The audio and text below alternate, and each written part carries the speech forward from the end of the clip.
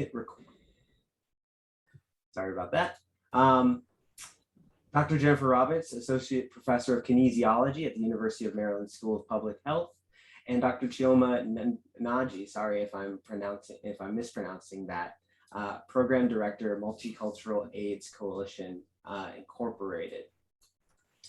And so the title of this session is Intersectional EJ, Environmental Justice, Racism, Stress, and Health Disparities. So there's a lot of ground to cover here, so let's get into it. Thank you all panelists to discuss a few topics that are often overlooked here when we're talking about EJ, mental health effects, environmental injustices, and mental health disparities, as well as the impacts of environmental justice on our overall just well-being, and the impacts of racism on our overall well-being. So I want to begin by allowing you all to introduce yourselves and give us a little background and help us get to know you all. So Chioma, please start. Good afternoon, everybody. Good morning, depending where you are in the country. My name is Chioma Nji, and I'm excited to be on this panel and have this discussion.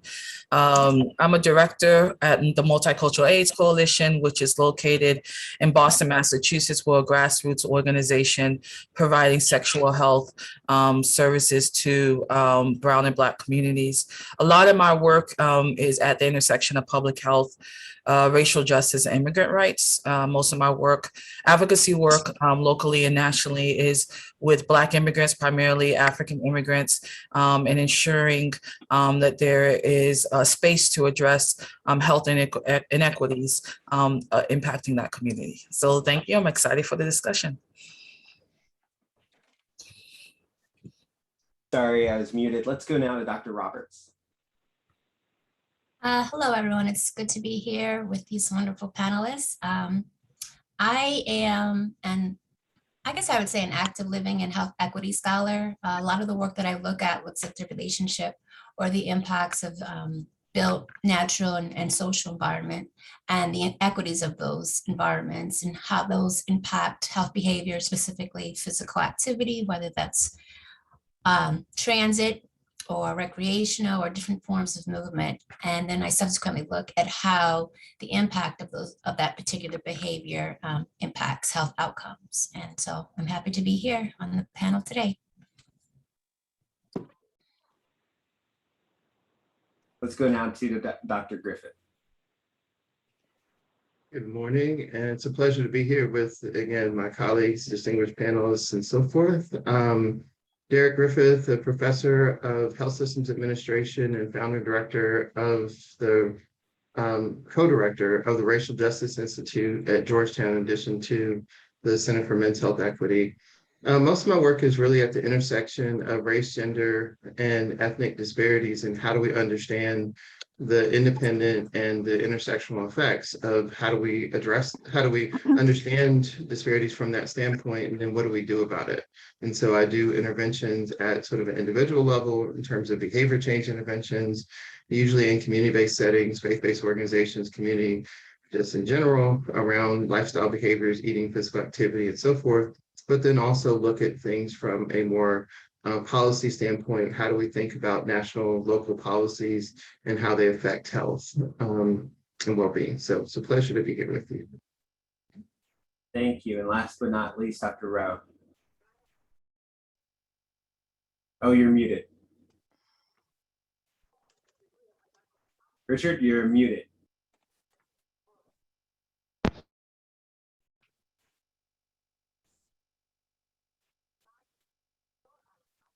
Still muted. How's that? Can everyone hear me now? I'm sorry, you all. So I'm just talking away and no one can hear me. Good morning, everyone. And it's a pleasure and honor again to join this esteemed panel of advocates and hardworking folks to address issues that are real, that are basically affecting all of us. And so it's an honor to be here. My title, Director of the Training Institute for the Black Mental Health Alliance, but I've been at this work for a long time, dismantling racism, because I know that it has a deleterious effect on all of us. And I have I'm originally from Detroit, Michigan, so I have seen afar what environmental justice and injustice has done to Flint, Michigan and other communities in Detroit.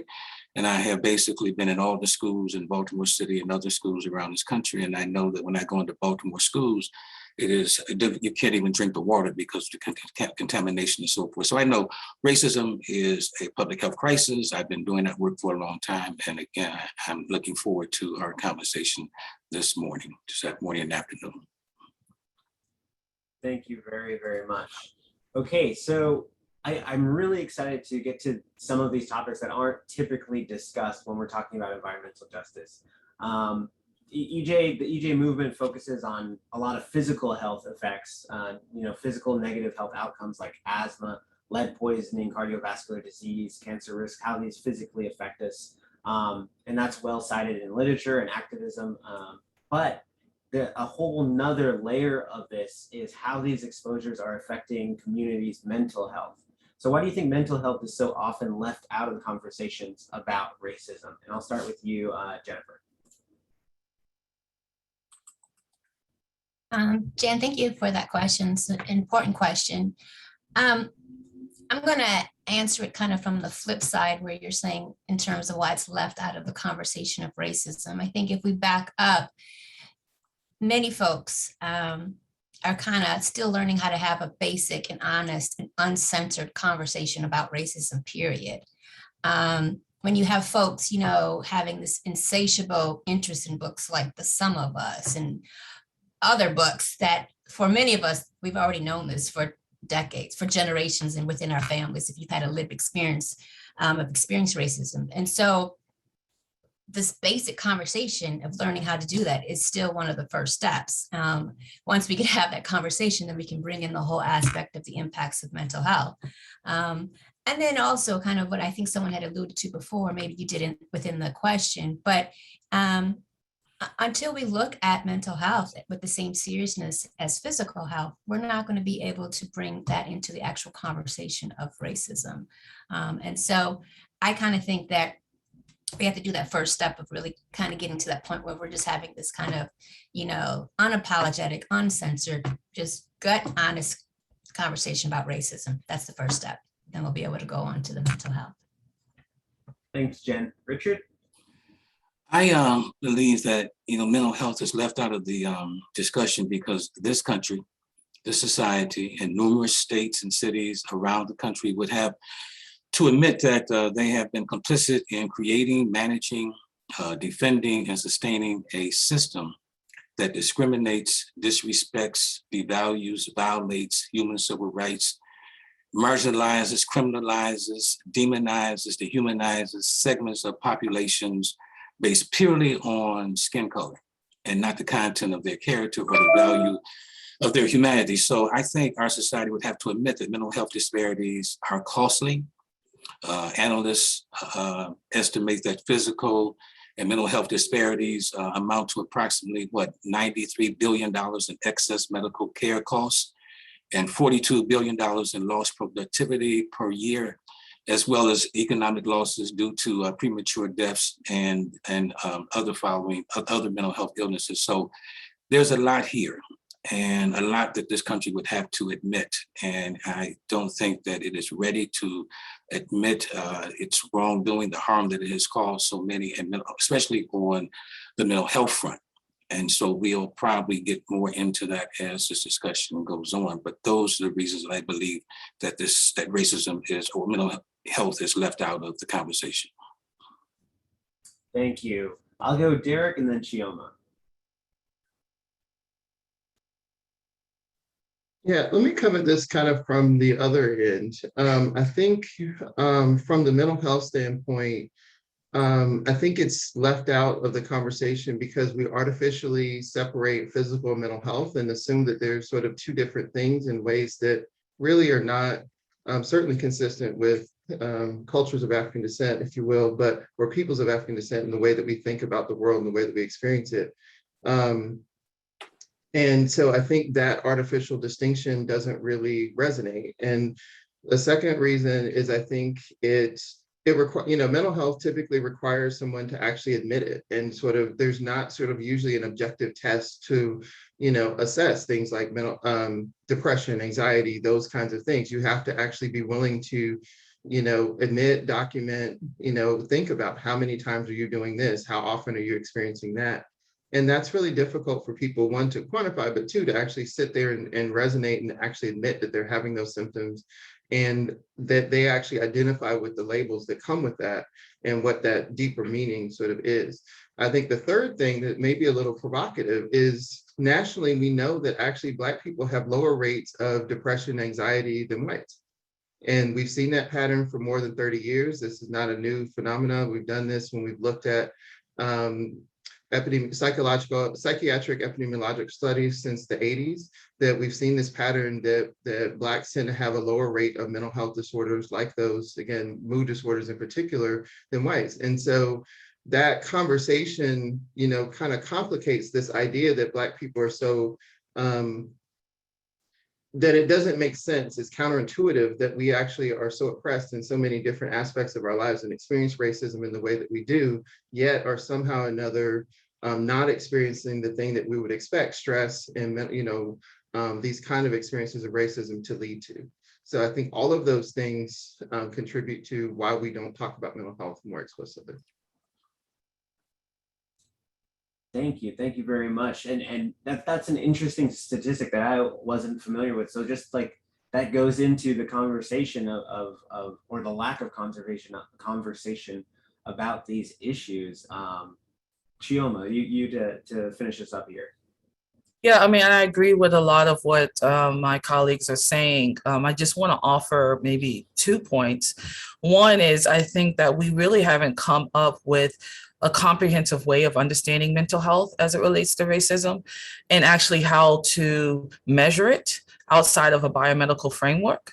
And so I think that often when we talk about mental health, I mean, it forces us to really look at sort of the hidden ways in which racism is impacting us, because often we're taught to look at what comes to the forefront, right? Our behavior, our action, and then we treat that behavior and that action, and we don't treat sort of the underlying issues to why that behavior and that action is coming up front, right? And I think a lot of that is based on the way that we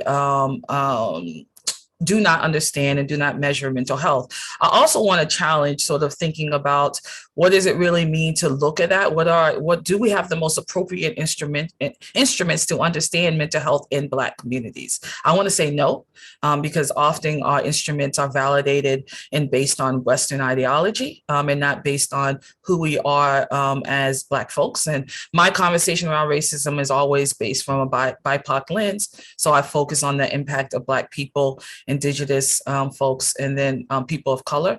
But definitely sort of the mental health field, I don't think is up to par to understand and have the tools in place to really understand the impact of racism on our communities. Thank you. Those are all really fantastic responses. And I think it kind of frames us up. We're talking about mental health in a little bit of an abstract way now. So let's get a little bit into the nitty gritty and slightly wonky. I'll try to make this as we have a mixed audience here, and I don't want this to be too burdensome with jargon, but I want to talk about this thing called allostatic load.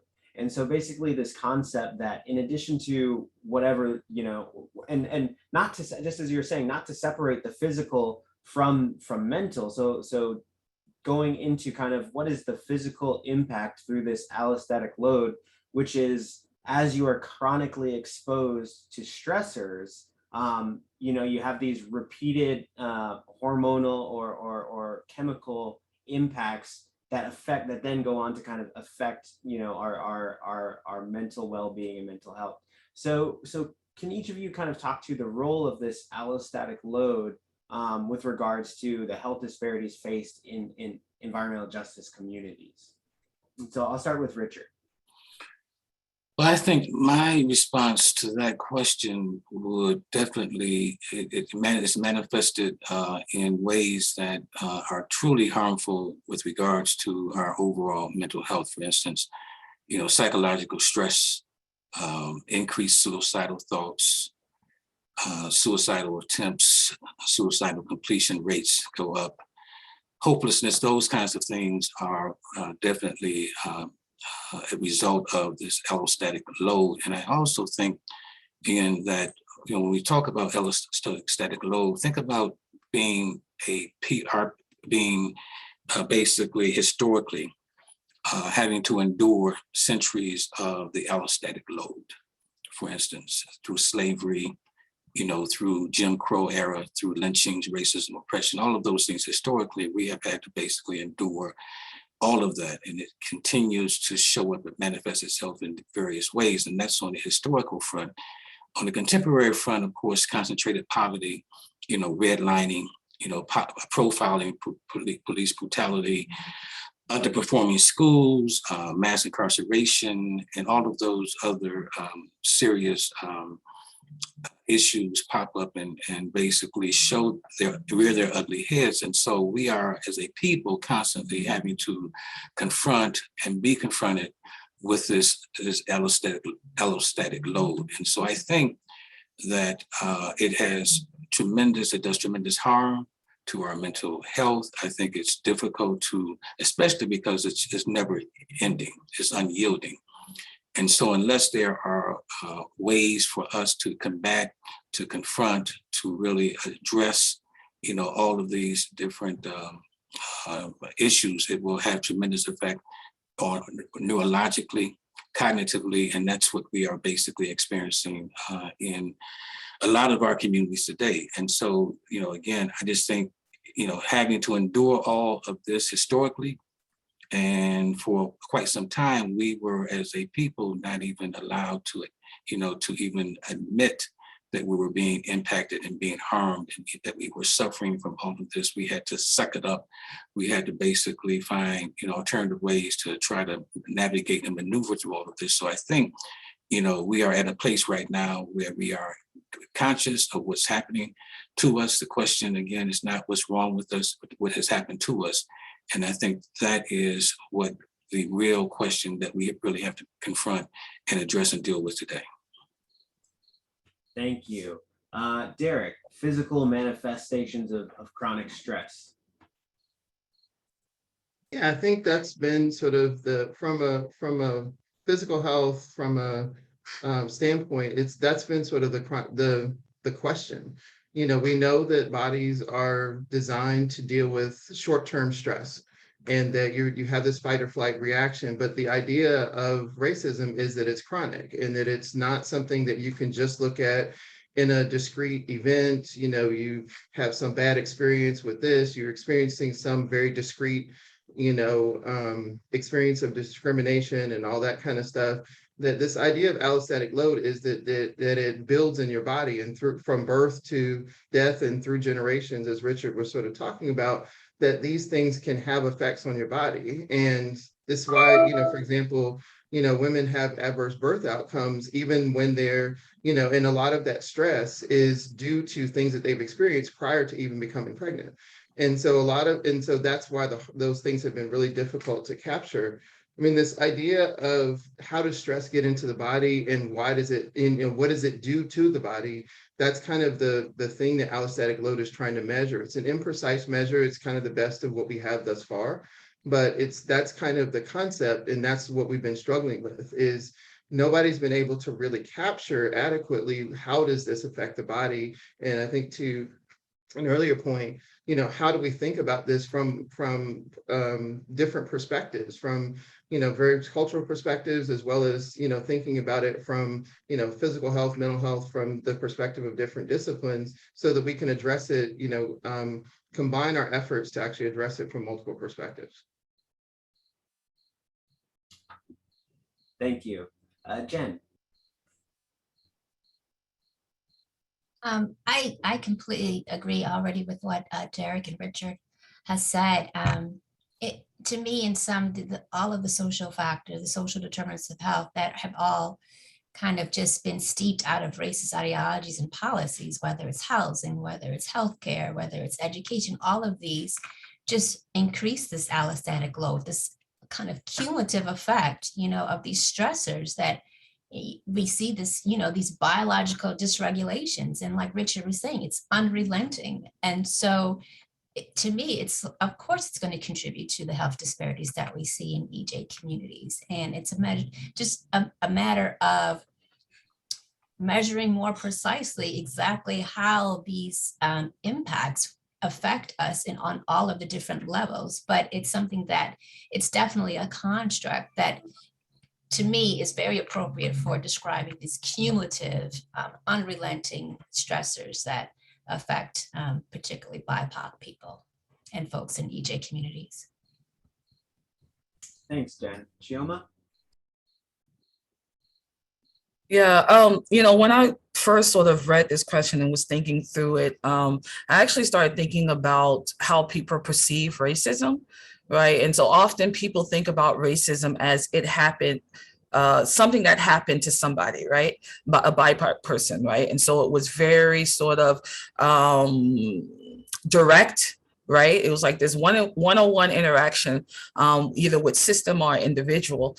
But I think what we need to sort of acknowledge is that racism can be something that is observed and still have that same impact on somebody, right? And so we saw this with the public and state section murder of Mr. Floyd, where it was something that was videotaped, right? And so that individual videotaping it had a immediate sort of trauma, right, in that moment.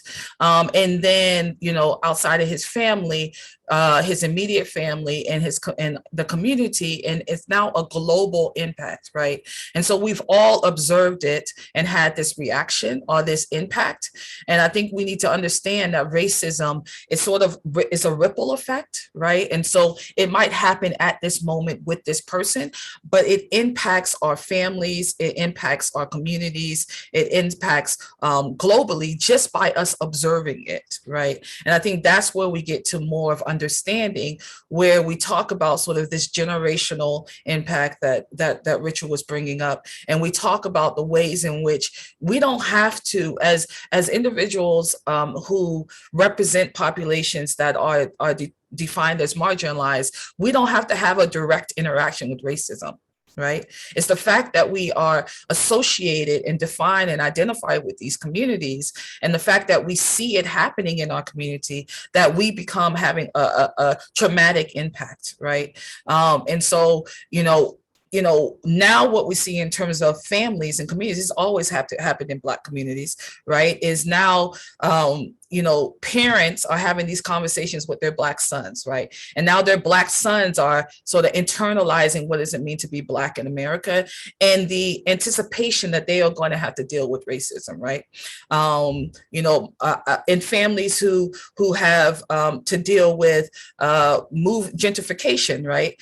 They're talking to their children about what does it mean to play outside, right? And so all these ways in which we know racism is going to impact our families, we're having these conversations, is impacting our children, and it's going to continue to be this generational issue if we don't start addressing sort of what's happening at the root. So I just want to, bring that into the conversation, because I think often we don't think about racism in more of a macro level. We think about it has to directly happen to you, when we know that if it happens to somebody, it's going to traumatize, us too. Thank you. Oh, Derek, something to add. Yeah, I think those points were brilliant. The only thing I wanted to add, and just in the context of environmental justice, if you think about it, the whole issue with racism is often you don't know that you've experienced it. The whole idea of experiencing and being exposed to environmental toxins, environmental things, whether it's just the things that in your environment that lead to you having more stress, you don't necessarily, it's not something as precise as, oh, I got followed around the store, I got stopped, for no reason. It's something that's in your context that you may or may not label as racism. You may or may not even know that that it happened to you. So if I'm experiencing racism at the doctor, I don't know that the doctor didn't give me an option because I'm Black. I just know that I got these options and I'm making the choice out of those.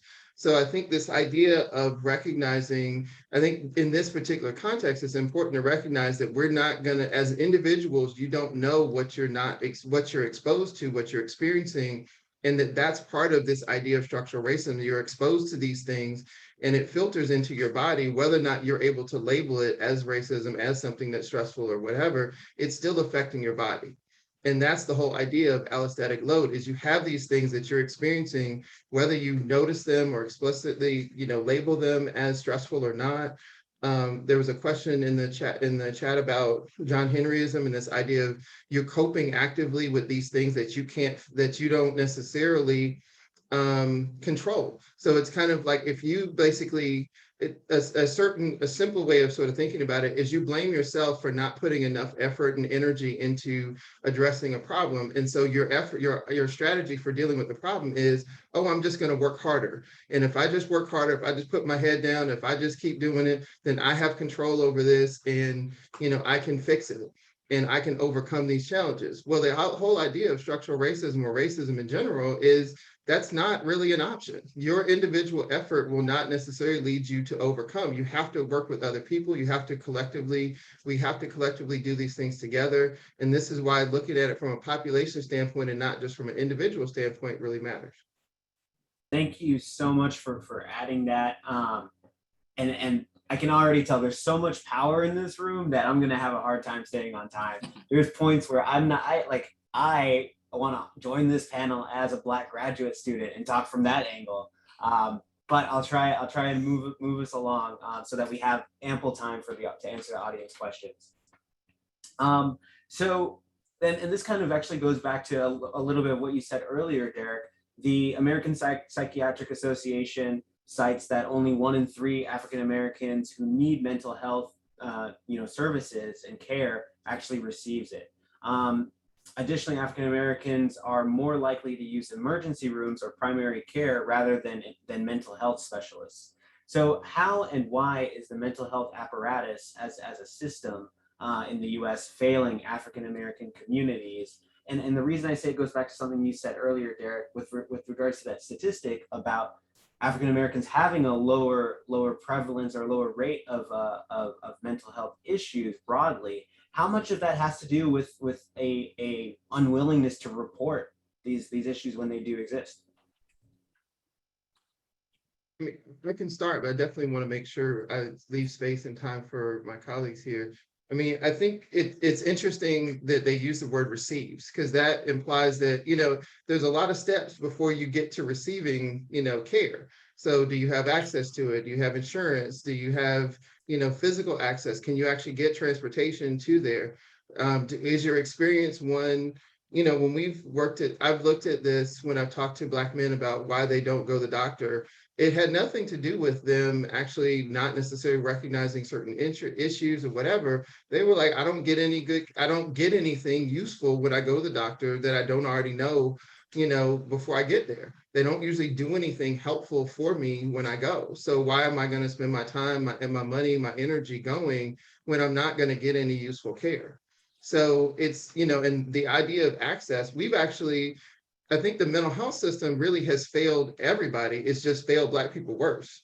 So it's not like we have a good mental health system and just Black people aren't taking advantage of it. The mental health system, we've, basically really gutted since the 60s, when we used to have a more active and more structured sort of mental health care system where we had community health centers around that actually had a mental health component. We had those kind of things. We had, psychiatric hospitals. We had a bigger infrastructure that we've essentially gutted over the last 60 years. So it's not, all of these things, contribute to what you're describing. And this idea of, again, the assumption that people have good primary care and their primary care doctors, even if they get to them, are going to refer them for mental health treatment is also not necessarily true, because they'll just either prescribe it themselves or basically say, oh, you're fine. You're just experiencing a lot of stress. There's nothing we need to do about this.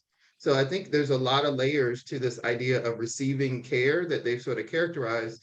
And we need to really unpack all those to really understand how to address it.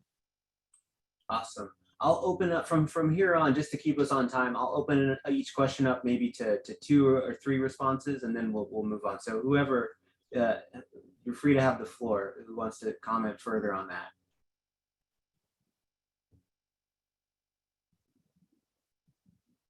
Derek, I think your response was recognized as sufficient. Okay, moving on then. The past year and a half has highlighted the racism and inequities that Black communities and individuals face every day, and of course highlighted through the pandemic, and also the murder of Mr. Floyd. So the Black Lives Matter movement sees Black organizers from across the country leading the fight against racism and taking it to the streets. The trauma associated with racism, violence, and brutality, along with the energy it takes to fight against them, takes a toll. How can those who are involved in social movements protect their mental health? And so I'll start here with Chioma. Yeah, I think that this is a very critical question. First because, we need to recognize that this is a journey. Is not something that is going to be dealt with and addressed, within the next 6 months of your grant that you receive to do anti-racism work in your organization, right? Like, this is a journey. And so, what I've seen in terms of individuals who are doing a lot of social justice movements, running a lot of social justice movements, is that they're being re-traumatized, right?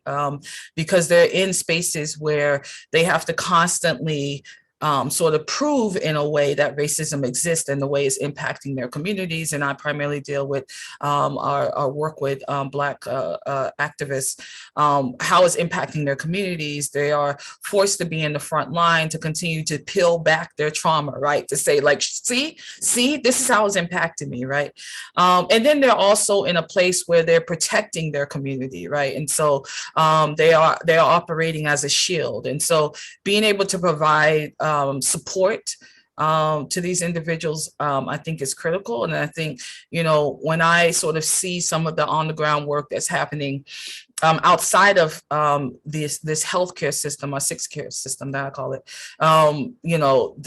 folks are really identifying ways in which they can support each other by creating, instead of talking about sort of mental health and therapy, they're talking about healing spaces, right? Places where they can reflect, they can come together and just sort of unpack what is happening.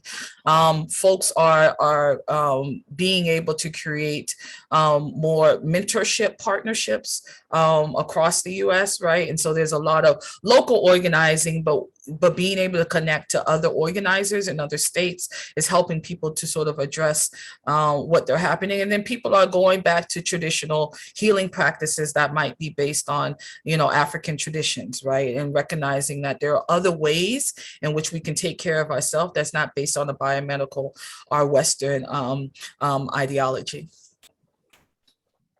Thank you.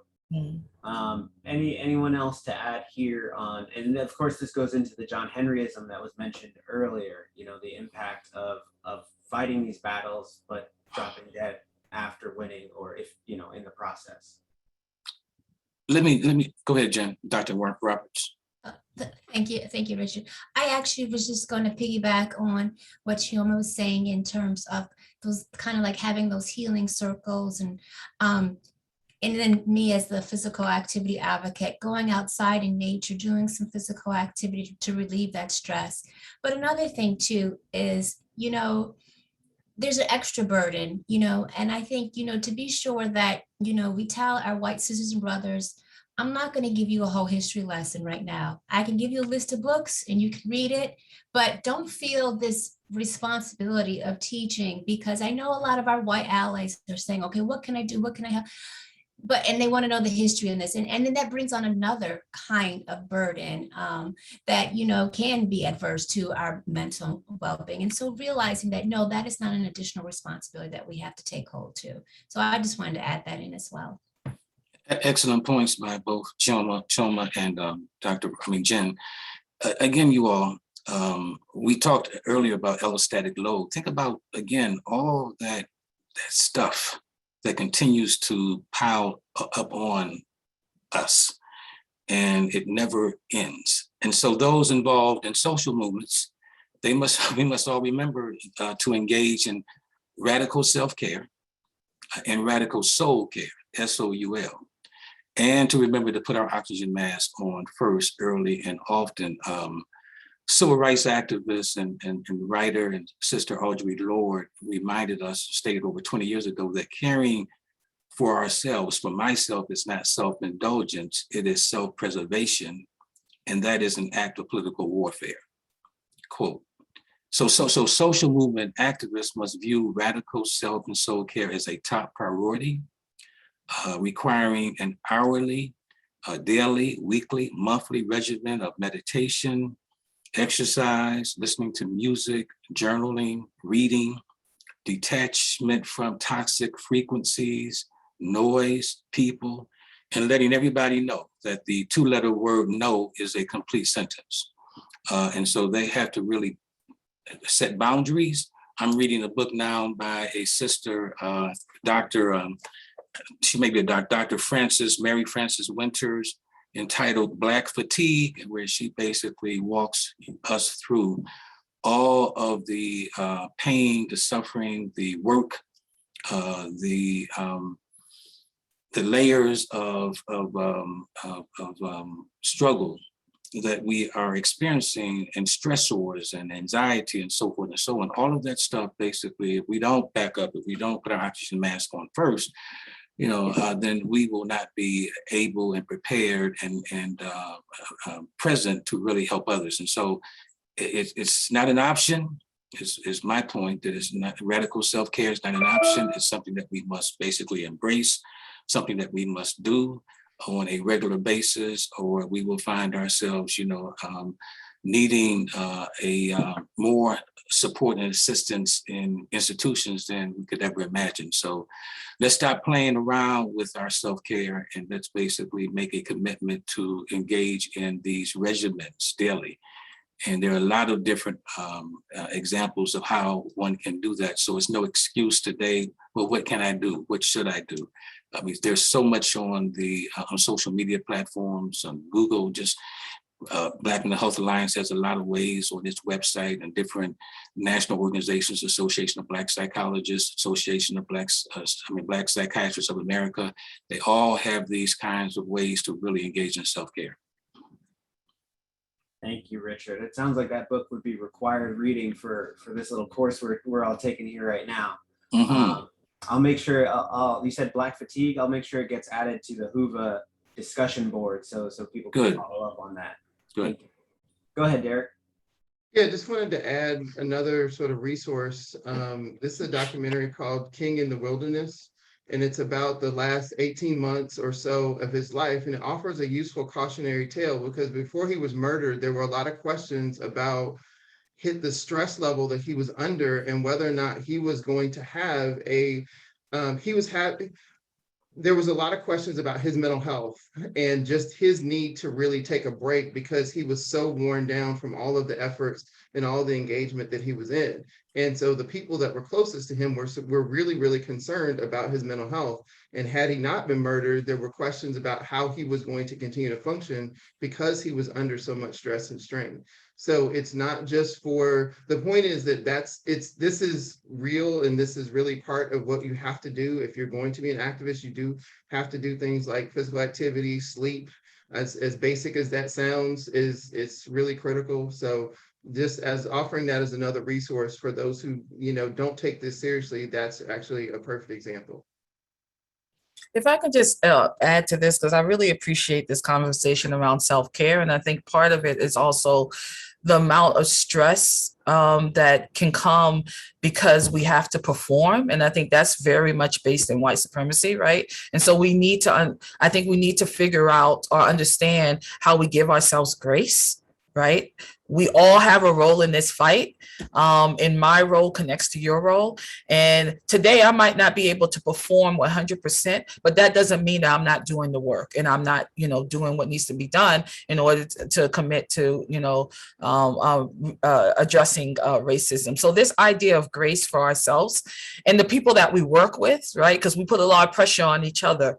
I know definitely in my space, we're all trying to just make it happen. And often that means that we're putting a lot of unneeded pressure on each other. So giving each other grace, giving ourselves grace, again, to walk this journey and be strategic about this journey, I think is a critical component of self-care too. So I appreciate you all uplifting self-care in this way.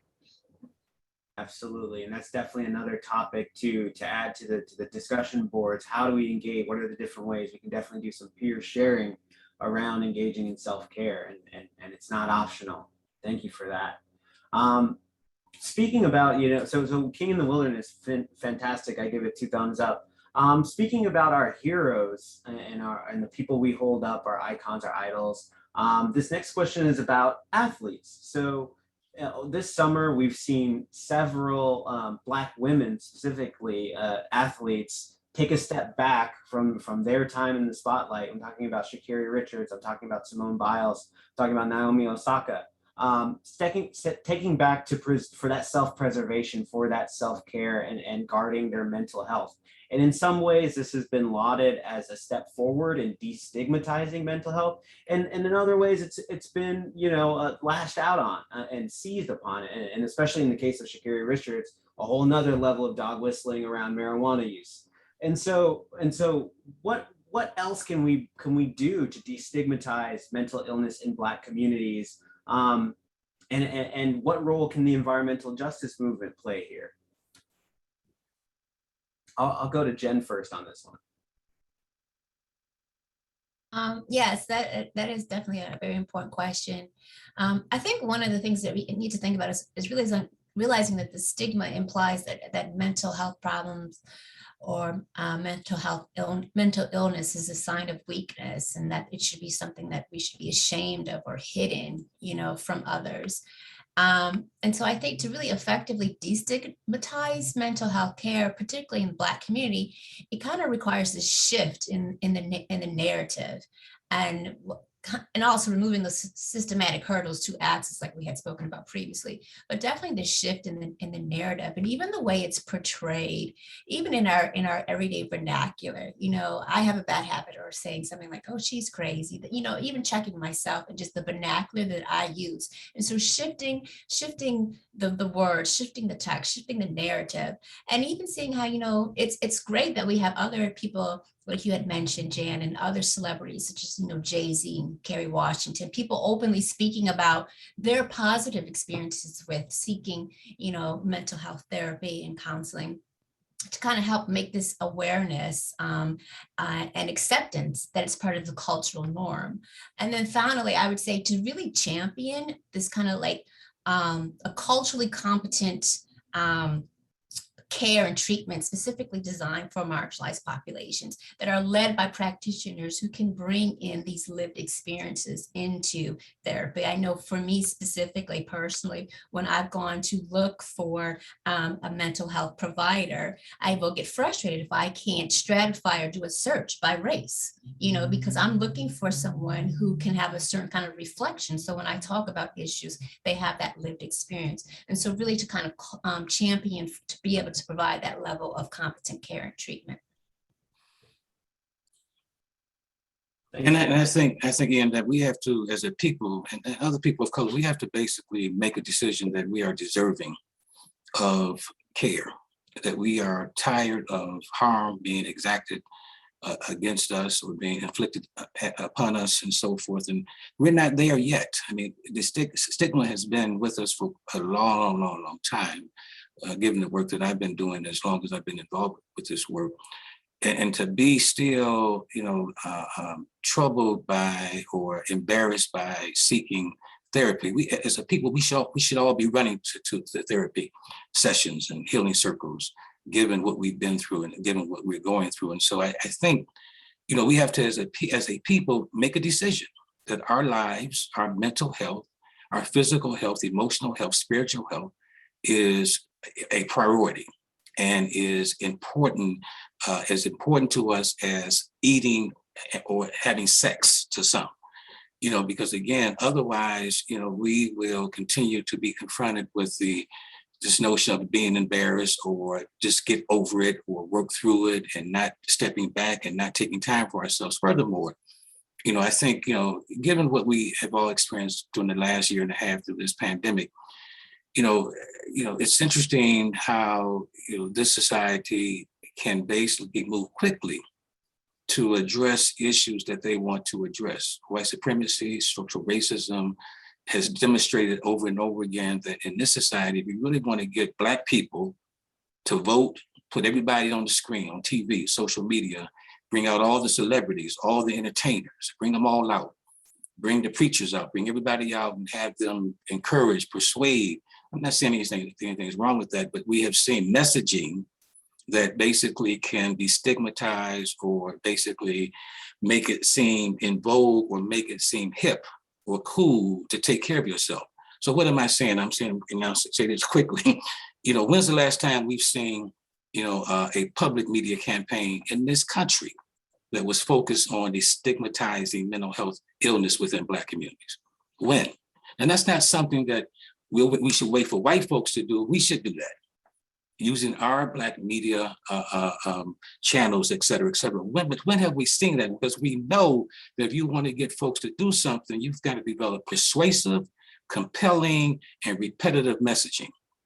And if you do that, you can see a change in behavior and attitudes. And that's something that as a people, we're going to have to basically decide that that's very, very critical and very important. Lastly, economic justice, environmental justice movement must do what they're doing right now. Tie this issue to your wagon, as you've done for years, but you're bringing this up this year in terms of highlighting mental health and its unequivocal importance, and continue to elevate the conversation with panels of serious, passionate, committed presenters and advocates like the folks you have here today. Bring us back to basically do 2.0 or bring others back to do 2.0, 3.0, because this is so critical and so important that we need to be present at your summits. You all need to be present at our summits to help deliver compelling messages around mental health and well-being and wellness. Thank you. Derek or Chioma, anything to add? Yeah, I just wanted to expand on what Jennifer was saying in terms of changing the narrative. I think especially in Black and Brown communities, we need to change the narrative around how this intersects with gender.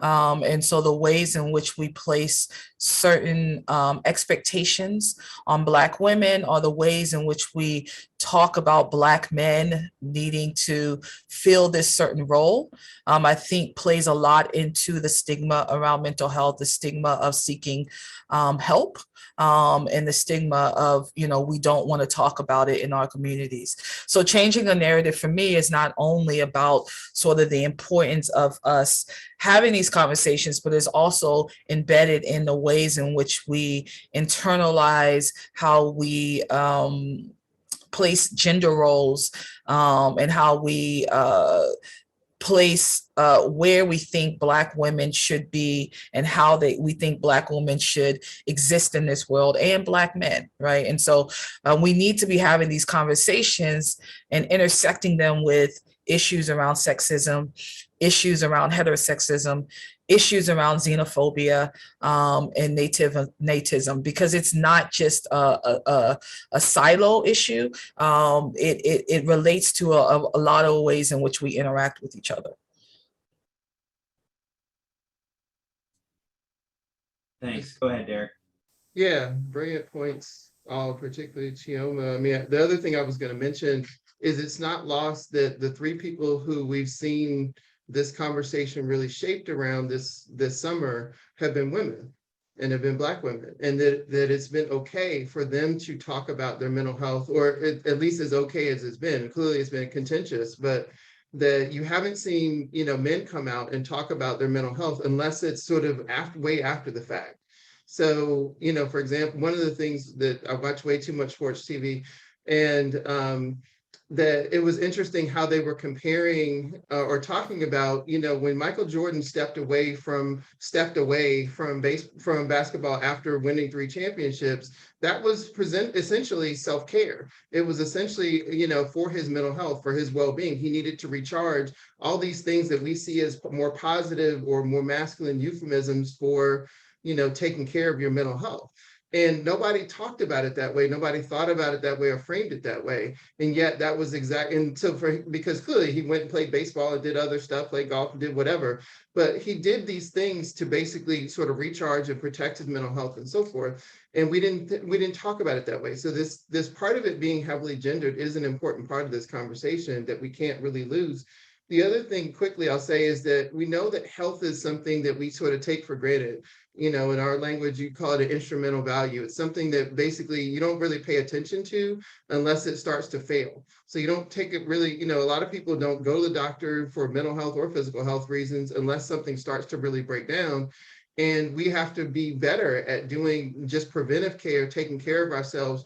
You know, self-care is not something you should start doing when you start to struggle with, you know, mental health and other issues. It's something that you have to do so that you don't experience them or experience them less than we have thus far.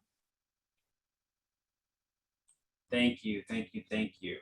The last question here before we go to the audience Q&A will just be for some quick responses. Examples of initiatives that either you all are working on directly or you're familiar with to provide mental health resources to environmental justice communities, frontline, fence line communities. If you're providing information on a program, or even if you're providing, if you're not aware specifically of the question, then maybe then what are the needs for proliferating such programs and reducing existing mental health disparities? So just a quick shot, you know, 1 minute on this going forward. And I'll start with Richard. You want to give me 1 minute for that question? Okay. Elevator speech, plug it. Because we have to move forward. Okay, so everyone, the good news is that there are more and more programs and initiatives in place today than ever before to provide, you know, quality, culturally responsive mental health resources and services and treatment modalities. I know of the Community Healing Network, which is a national organization that basically lifts up emotional emancipation circles. Go to their website, Association of Black Psychologists, Sawabono circles, healing circles, healing centered engagement movement. Go and check out Dr. Sean Jenwright, who is basically championed that movement that views our health, mental health and wellness as a moral, cultural, political, and community imperative. And then, you know, there are other websites that you can check out, the Black Central Therapy website, the Confess Project, which is all about barbershops, Black Mental Health Alliance. We are in barbershops and beauty salons, and we are trying to develop, we dare to develop an ecosystem that brings all this together, because that's something that we need to really focus attention on, not siloing, not one on, not one up and all that, but we need to really create an ecosystem that can really take us to our North Star, into the promised land. And lastly, you know, we basically need to decide today that we're no longer going to accept, you know, more harm or inflict against Black folks. We need to work in collaboration with our public health partners, and we need to basically maintain support, you know, from a broad set of stakeholders who can also fight on our behalf. Behind me, the African proverb says this: if we want to go quickly, if we want to go quickly, go alone. But if we want to go far, go together. We've got to basically embrace that philosophy of going together with the EJ movement, with other movements, so that we can basically dismantle structural racism once and for all. I hope that was short enough. Thanks, a little bit over, but I won't hold it. I'm sorry. Let's go to Jen next.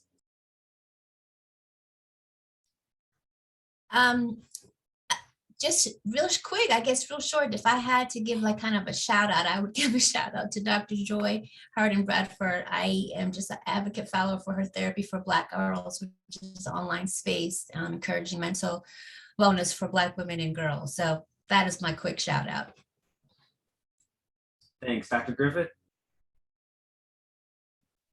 Yeah, I mean, there's the quick thing I'll say is that I'm doing a new project with the Movember Foundation around Black men who are creatives, and looking at 18 to 25-year-old Black men who are, you know, trying to create positive mental health messages and so forth, and how to help them protect their mental health, as well as how to help them create art and other things in the larger sort of cultural sort of space and media around that are positive mental health messages. So that is just, we're just sort of getting that off the ground, but stay tuned for that.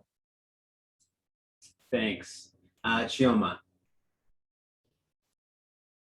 I just added a link in the chat of a network of Black and Brown or POC therapists.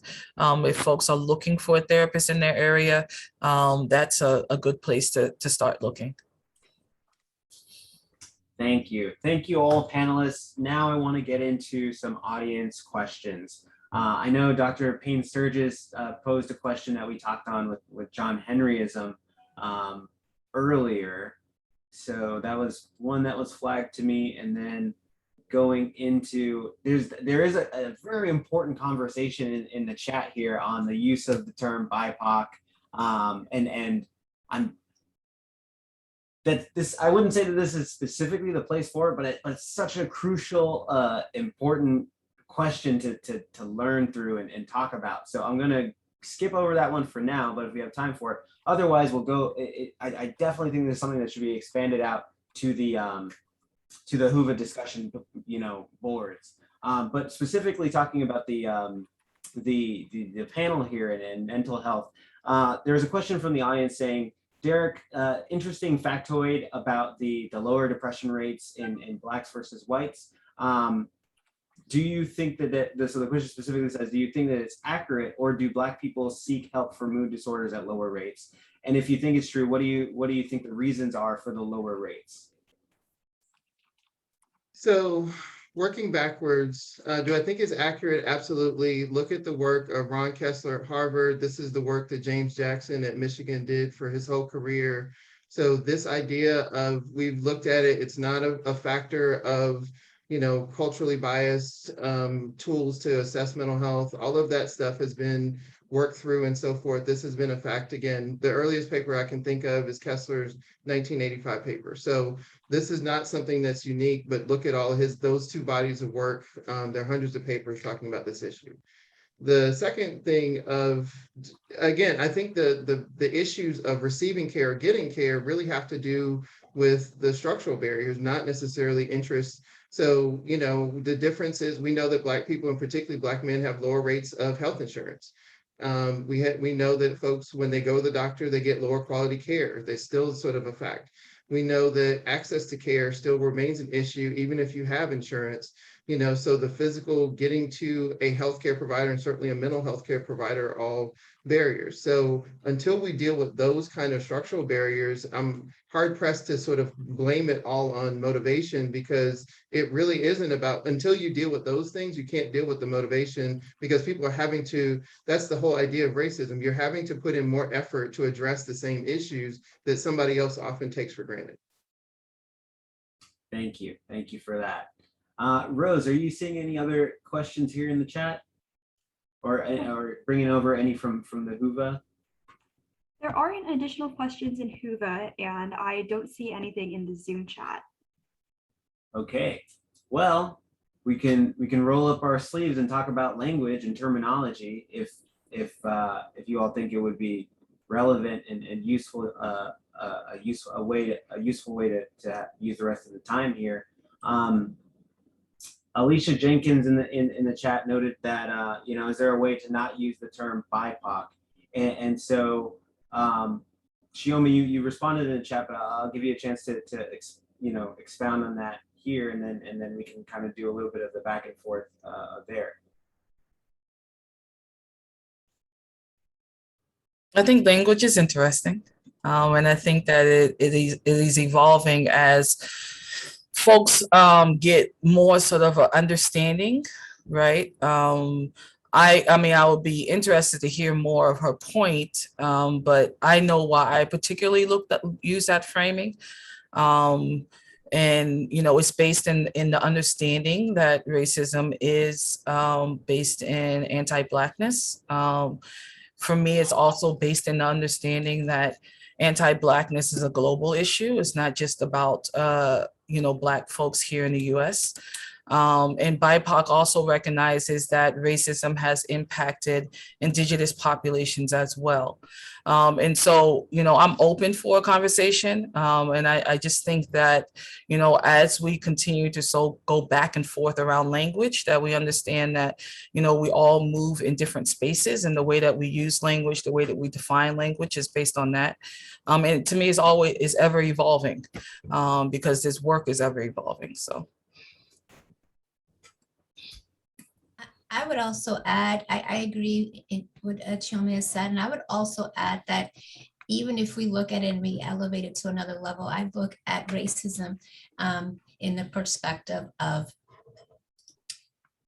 ways to kind of legitimize, not only propagate anti-Black racism, but to elevate white supremacy. And when you say white supremacy, that also will cover the other marginalized populations in the phrasing of BIPOC. And so I understand when you want to look at just the anti-Black racism aspect, but I also, when I think about racism, I think about it from a lens of white supremacy. Thanks. Yeah. The only thing I would just quickly add is, this BIPOC, at least is my understanding of it, came out of basically trying to improve on the use of people of color, and that was seen as problematic because it didn't explicitly acknowledge those who are, the experience of those who are Indigenous and those who are Black. And I know for Asian colleagues of mine, they see it as sort of making them invisible. And so there really isn't another term. So the question is, what are we trying to capture in this? And what are we trying to say?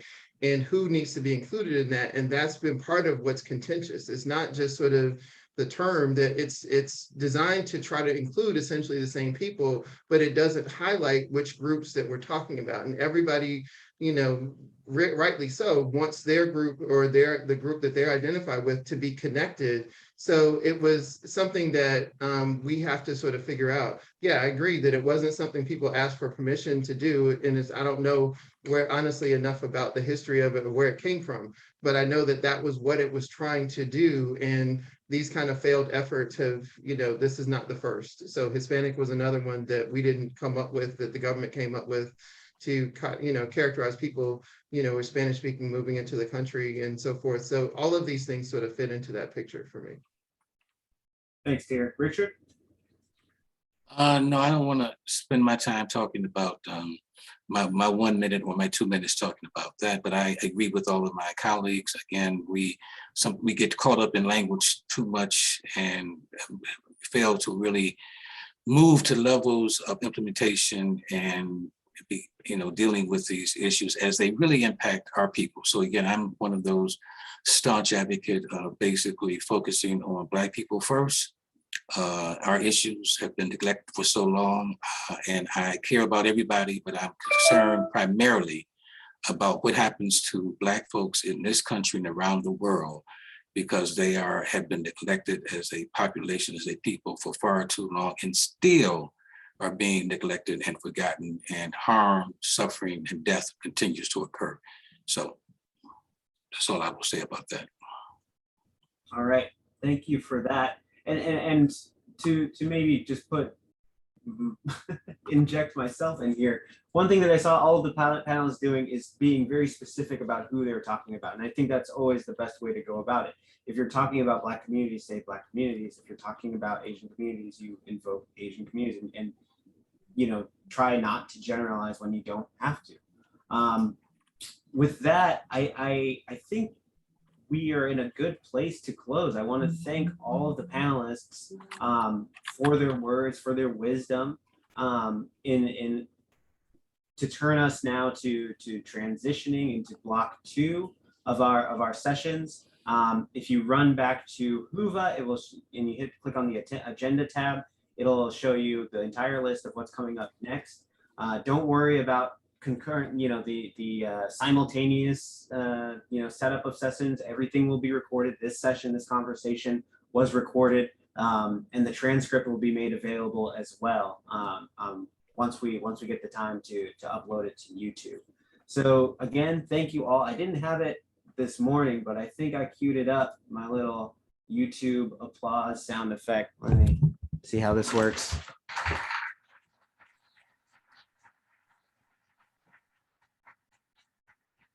All right. I gotta cut that off before it goes to an ad. All right. Thank you, everyone. Enjoy the rest of the day of the panels, and this room will stay open because we will be hosting the next session that will actually be in this specific room will be the Justice 40 Positioning Communities for Climate Funding session at 1 o'clock. So we're going into our lunch break now for 30 minutes and coming back here at 1 o'clock. Take care, everyone. Thanks, Jen. Thanks, everyone. Be safe, be well. You too. Bye-bye. Thank you, everybody. Have a great rest of the day. You too.